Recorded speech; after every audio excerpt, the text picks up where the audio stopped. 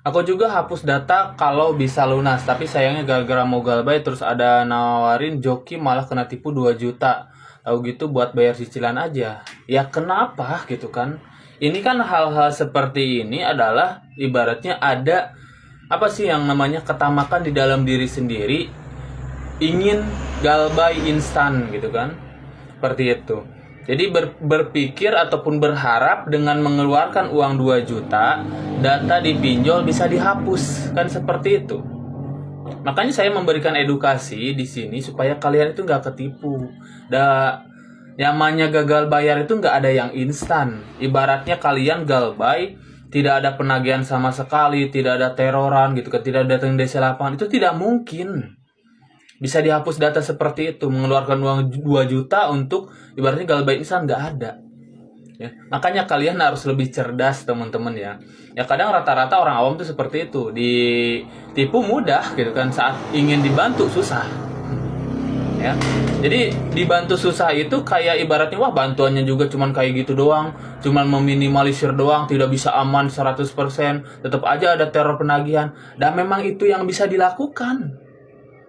Poin modal kita ibaratnya saat gagal bayar adalah kuat mental. Itu bantuan yang paling utama. Kuat mental yang selanjutnya adalah tahu cara menghadapinya seperti apa. Teror penagihan itu nggak akan hilang kalau memang nggak dibayar ataupun tidak diganti kartu dan WA. Ya, cuman kita meminimalisir bagaimana cara ibarat supaya lebih tidak terlalu gencar, kan seperti itu. Itu bentuk bantuan yang benar. Ya, makanya kata saya tadi, mudahnya ditipu daripada dibantu. Jadi karena penawaran bantuannya itu cuman meminimalisir doang, cuman ini doang. Justru itulah bantuan yang paling benar. Ya, kalau di sini mah ya sesuai faktanya, sesuai yang bisa dilakukan. Ya, yang menawarkan kayak gitu kan, penghapusan data, pengaman data, bahkan dengan cara ibaratnya membodoh-bodohin kan. Dan intinya kesana juga sih. Padahal simple, penanganan gagal bayar itu sepele. Yang pertama, minimalisir teror penagihan. Seperti ibaratnya kalau ilegal sebar data nggak akan bisa dihentikan. Bisanya juga tetap hanya diminimalisir.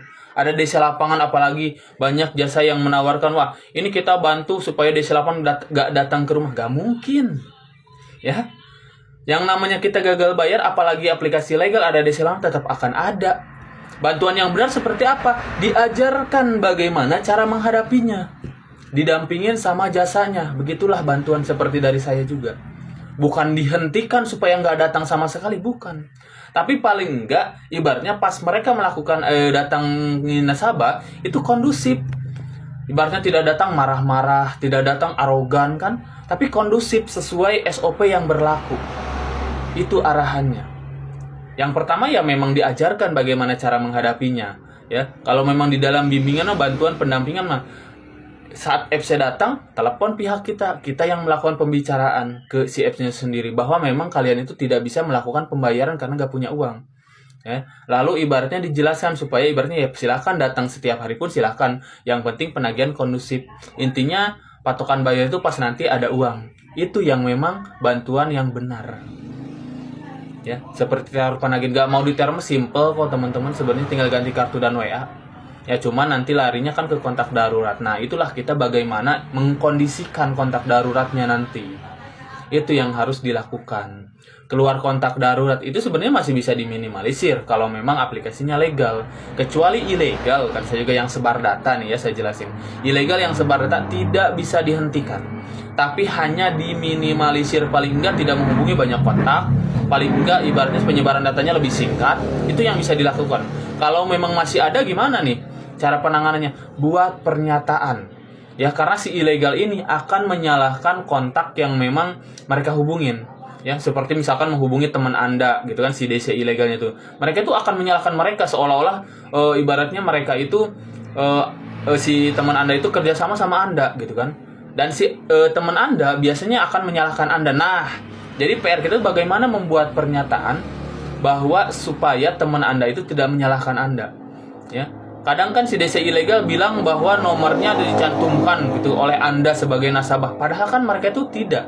Mereka itu ambil dari kontak kan seperti itu. Ya. Jadi tinggal melakukan pembicaraan, melakukan penjelasan bahwa si pinjol ilegal ini jelas itu mereka itu buronan, penjahat, penipu, gitu kan, yang memang sedang diberantas sama pemerintahan. Kan seperti itu. Itu penanganan untuk aplikasi ilegal.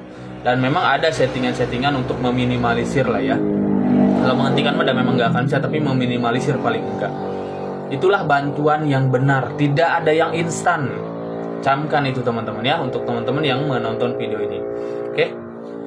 Makanya kalau teman-teman ya sekali lagi lah ya, ingin mendapatkan edukasi lah, paling enggak mendapatkan edukasi lah, pemahaman tentang resiko pinjol, penanganan pinjol, boleh nanti konsultasikan ke saya. Ya, kalau ingin dibantu ya silahkan nanti masuk di kelas bimbingan saya. Dan bantuannya bukan yang instan seperti ini, hapus data, tidak teror penagihan gitu kan, tidak ada desa lapangan. Kalau yang legal gak ada yang seperti itu. Ya, intinya tidak ada yang instan, tapi bagaimana kita melewati fase gagal bayar itu bentuk bantuan yang benar. Bagaimana mental kita siap, bagaimana kita ibaratnya kuat menghadapi resiko gagal bayar yang hanya sementara tetap ujungnya selesai. Itu yang harus dipahami. Oke?